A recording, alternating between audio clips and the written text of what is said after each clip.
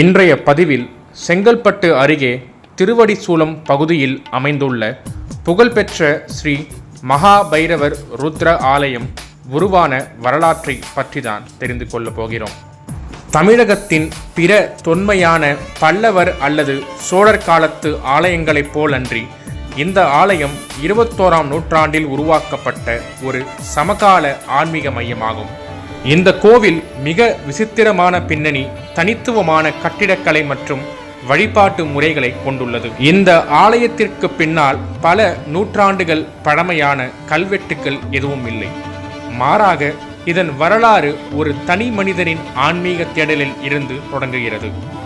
இந்த ஆலயத்தை தோற்றுவித்தவர் நாகர்கோவிலைச் சேர்ந்த சுப்பிரமணிய பிள்ளை என்ற ஆன்மீக சாதகர் ஆவார்.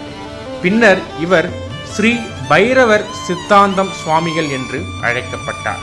சுவாமிகளின் கூற்றுப்படி ஒரு பிரம்மாண்டமான பைரவர் ஆலயத்தை எழுப்புமாறு பைரவர் பெருமானிடமிருந்து அவருக்கு ஞான காட்சி கிடைத்தது.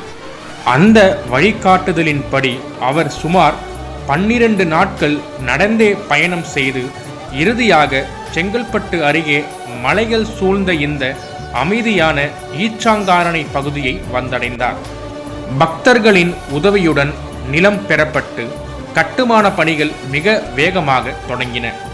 மூலஸ்தான கருவறை வெறும் 5½ மாதங்களிலேயே கட்டி முடிக்கப்பட்டு அதன் முதல் கும்பாபிஷேகம் மிக விமர்சையாக நடத்தப்பட்டது.